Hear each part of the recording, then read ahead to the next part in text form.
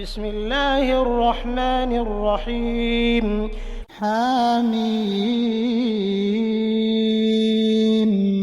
والكتاب المبين إنا جعلناه قرآنا عربيا لعلكم تعقلون وإنه في أم الكتاب لدينا لعلي حكيم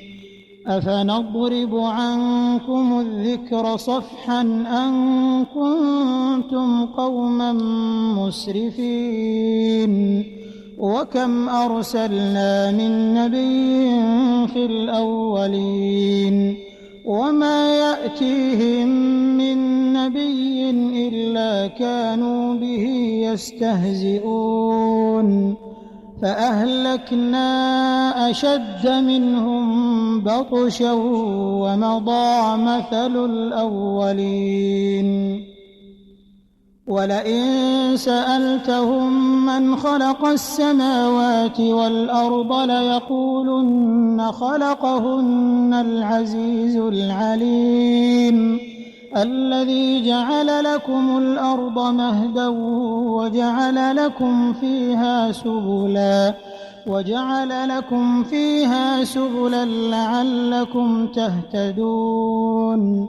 والذي نزل من السماء ماء بقدر فأنشرنا به بلدة ميتا كذلك تخرجون والذي خلق الأزواج كلها وجعل لكم من الفلك والأنعام ما تركبون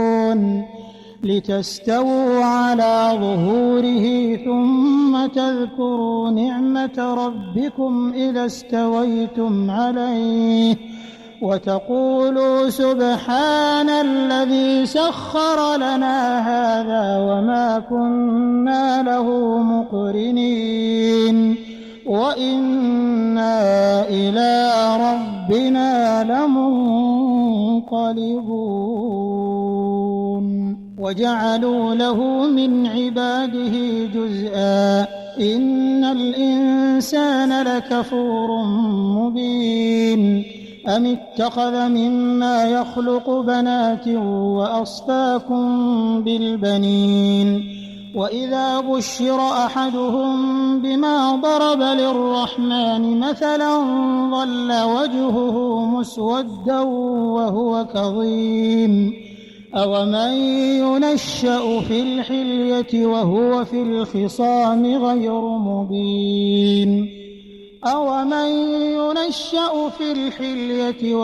في الخصام غير مبين وجعلوا الملائكة الذين هم عباد الرحمن إناثا أشهدوا خلقهم ستكتب شهادتهم ويسألون وقالوا لو شاء الرحمن ما عبدناهم ما لهم بذلك من علم إن هم إلا يخرصون أم آتيناهم كتابا من قبله فهم به مستمسكون بل قالوا إنا وجدنا آباءنا على أمة وإنا على آثارهم مهتدون وكذلك ما أرسلنا من قبلك في قرية من نذير إلا قال مترفوها إنا وجدنا آباءنا على أمة وإنا على آثارهم مقتدون قال أولو جئتكم بأهدى مما وجدتم عليه آباءكم قالوا إنا بما أرسلتم به كافرون فانتقمنا منهم فانظر كيف كان عاقبة المكذبين. وإذ قال إبراهيم لأبيه وقومه إنني براء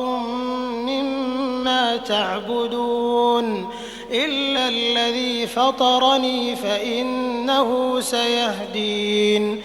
وجعلها كلمة باقية في عقبه لعلهم يرجعون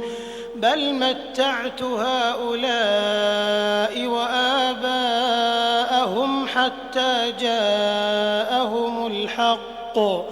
حتى جاءهم الحق ورسول مبين ولما جاءهم الحق قالوا هذا سحر وإنا به كافرون وقالوا لولا نزل هذا القرآن على رجل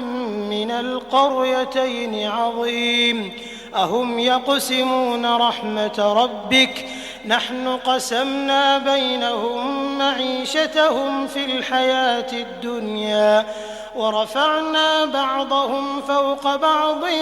درجات ليتخذ بعضهم بعضا سخريا ورحمة ربك خير مما يجمعون ولولا أن يكون الناس أمة واحدة لجعلنا لمن يكفر بالرحمن لبيوتهم سقفا من فضة ومعارج عليها يظهرون ولبيوتهم أبوابا وسررا عليها يتكئون وزخرفا وإن كل ذلك لما متاع الحياة الدنيا والآخرة عند ربك للمتقين ومن يعش عن ذكر الرحمن نقيض له شيطانا فهو له قرين وإنهم ليصدونهم عن السبيل ويحسبون أنهم مهتدون حتى إذا جاءنا قال يا ليت بيني وبينك بعد المشرقين فبئس القرين ولن ينفعكم اليوم إذ ظلمتم أنكم في العذاب مشتركون أفأنت تسمع الصم أو تهدي العمي ومن كان في ضلال مبين فإما نذهبن بك فإنا منهم منتقمون أو نرينك الذي وعدناهم فإنا عليهم مقتدرون فاستمسك بالذي أوحي إليك إنك على صراط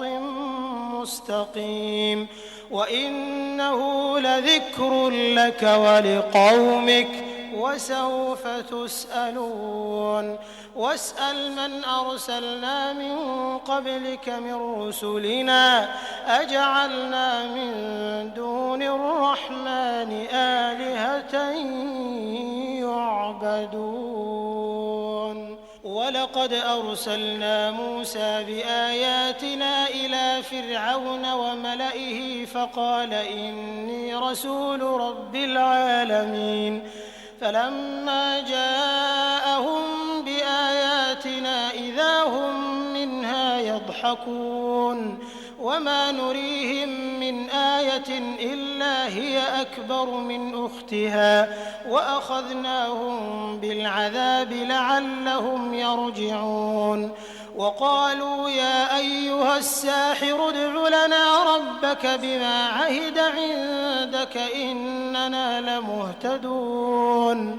فلما كشفنا عنهم العذاب إذا هم ينكثون ونادى فرعون في قومه قال يا قوم أليس لي ملك مصر وهذه الأنهار تجري من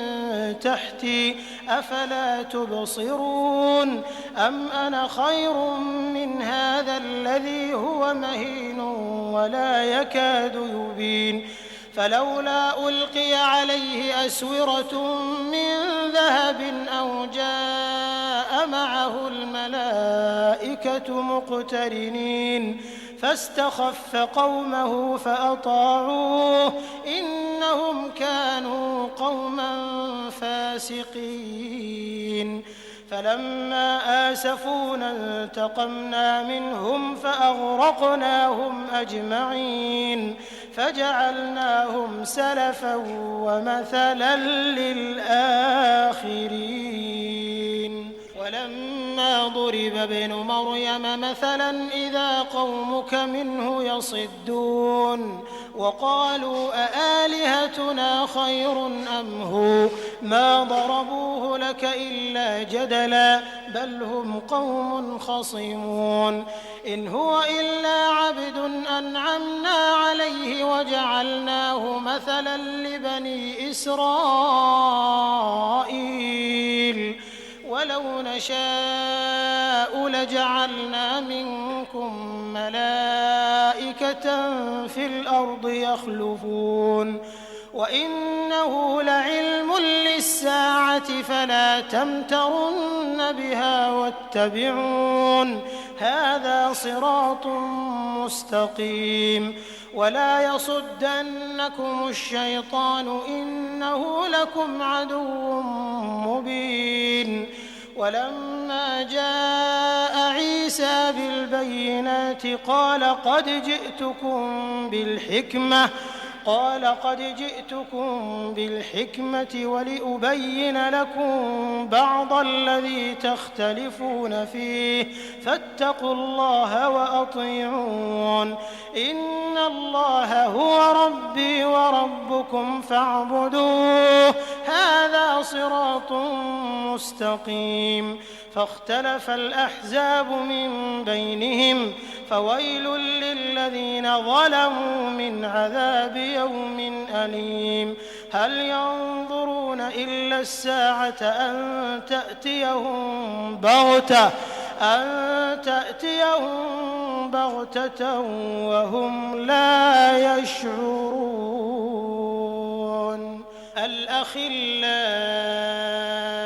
يومئذ بعضهم لبعض عدو إلا المتقين يا عباد لا خوف عليكم اليوم ولا أنتم تحزنون الذين آمنوا بآياتنا وكانوا مسلمين ادخلوا الجنة أنتم وأزواجكم تحبرون يطاف عليهم بصحاف من ذهب وأكواب وفيها ما تشتهيه الأنفس وتلذ الأعين وأنتم فيها خالدون وتلك الجنة التي أورثتموها بما كنتم تعملون لكم فيها فاكهة كثيرة منها تأكلون إن المجرمين في عذاب جهنم خالدون لا يفتر عنهم وهم فيه مبلسون وما ظلمناهم ولكن كانوا هم الظالمين ونادوا يا مالك ليقض علينا ربك قال إنكم ماكثون لقد جئناكم بالحق ولكن أكثركم للحق كارهون أم أبرموا أمرا فإنا مبرمون أم يحسبون أنا لا نسمع سرهم ونجواهم بلى ورسلنا لديهم يكتبون قل إن كان للرحمن ولد فأنا أول العابدين سبحان سبحان رب السماوات والأرض رب العرش عما يصفون فذرهم يخوضوا ويلعبوا حتى يلاقوا يومهم الذي يوعدون وهو الذي في السماء إله وفي الأرض إله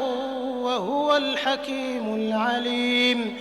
وتبارك الذي له ملك السماوات والأرض وما بينهما وعنده علم الساعة وإليه ترجعون ولا يملك الذين يدعون من دونه الشفاعة إلا من شهد بالحق وهم يعلمون ولئن سألتهم من خلقهم ليقولن الله فأنى يؤفكون وقيله يا رب إن هؤلاء قوم لا يؤمنون فاصفح عنهم وقل سلام فسوف يعلمون.